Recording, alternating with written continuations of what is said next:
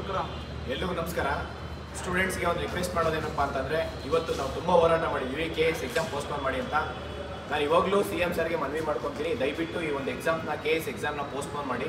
ನಾಳೆ ಏನಪ್ಪ ಅಂತ ನಮ್ಮ ಒಂದು ಪ್ಲ್ಯಾನ್ ಆಫ್ ಆ್ಯಕ್ಷನ್ನು ಸ್ಟೂಡೆಂಟ್ಸ್ ಕೇಳ್ತಾ ಇರೋದು, ನಾಳೆ ಬೆಳಗ್ಗೆ ಒಂದು 9:30ಗೆ ಕೃಷ್ಣಪ್ಪ ಸರ್ ಮತ್ತು ಪ್ರಿಯಾಕೃಷ್ಣ ಸರ್ಗೆ ಭೇಟಿ ಮಾಡ್ತಿದ್ವಿ. ವಿಜಯನಗರ ಮತ್ತು ಚಂದ್ರ ಲೇಔಟಲ್ಲಿ ಯಾರೆಲ್ಲ ಇದ್ದೀರಾ, ದಯವಿಟ್ಟು ಒಂದು 9 to 9:30ಗೆ ಅವರು ಮನೆ ಆಫೀಸ್ ಹತ್ರ ಬನ್ನಿ. ದಯವಿಟ್ಟು ಅವ್ರಿಗೆ ಭೇಟಿ ಮಾಡಿ ಒಂದು ಮನವಿ ಮಾಡೋಣ, ಈ ಒಂದು KS ಎಕ್ಸಾಮ್ ಪೋಸ್ಟ್ಪೋನ್ ಮಾಡಬೇಕು ಅಂತ. ಅದು ಇದ್ರ ಜೊತೆಯಲ್ಲಿ ನಾಳೆ ಮಧ್ಯಾಹ್ನ 2:15ಗೆ ಗವರ್ನರ್ ಸಾಹೇಬ್ರನ್ನ ಭೇಟಿ ಮಾಡೋದಕ್ಕೆ ಪರ್ಮಿಷನ್ ತೊಗೊಂಡಿದ್ದಾರೆ. ಯಾರಪ್ಪ ಅಂತಂದರೆ BJP ಯುವ ಮೋರ್ಚಾ ಪ್ರೆಸಿಡೆಂಟು ಮತ್ತು ವೈಸ್ ಪ್ರೆಸಿಡೆಂಟು ಅವ್ರು ನಮ್ಮ ಜೊತೆ ಇದ್ದು ಕಂಪ್ಲೀಟು ನಮ್ಮೊಂದಿಗೆ ಒಂದು ನ್ಯಾಯ ಕೊಡಿಸ್ಬೇಕಂತ ಅವರು ನಮ್ಮ ಜೊತೆ ನಿಂತ್ಕೊತಾ ಇದ್ದಾರೆ.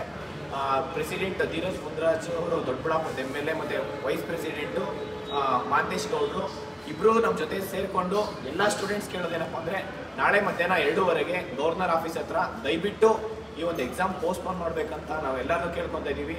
ಎಲ್ಲರೂ ಕೇಳ್ತಾ ಇದ್ದೀರಾ, ಬಟ್ ಎಲ್ಲರೂ ನಮ್ಮ ಜೊತೆ ಬಂದು ಸಪೋರ್ಟ್ ಮಾಡಿ. ನಾಳೆ ಬೆಳಗ್ಗೆ 9 to 9:30ಗೆ ಕೃಷ್ಣಪ್ಪ ಸರ್ ಮತ್ತು ಪ್ರಿಯಾಕೃಷ್ಣ ಸರ್ ಭೇಟಿ ಮಾಡೋಣ. ನಾಳೆ ಮಧ್ಯಾಹ್ನ 2:15ಗೆ ಗವರ್ನರ್ ಸಾಹೇಬ್ ಭೇಟಿ ಮಾಡೋಣ. ಯಾಕೆ ಅಂತಂದರೆ, ಈ ಒಂದು ಎಕ್ಸಾಮ್ಸ್ ಪೋಸ್ಟ್ಪೋನ್ ಮಾಡೋದಕ್ಕೆ ಎಲ್ಲ ಪ್ರಯತ್ನನೂ ನಾವು ಮಾಡ್ತಾ ಇದ್ವಿ. ಈ ಒಂದು ಎಕ್ಸಾಮ್ಸ್ ಪೋಸ್ಟ್ಪೋನ್ ಆಗಲೇಬೇಕು, ಅಲ್ಲಿವರೆಗೂ ನಾವು ಹೋರಾಟ ಮಾಡೇ ಮಾಡ್ತೀವಿ ಅಂತ ಕೇಳ್ತಾ ಇದ್ದೀನಿ.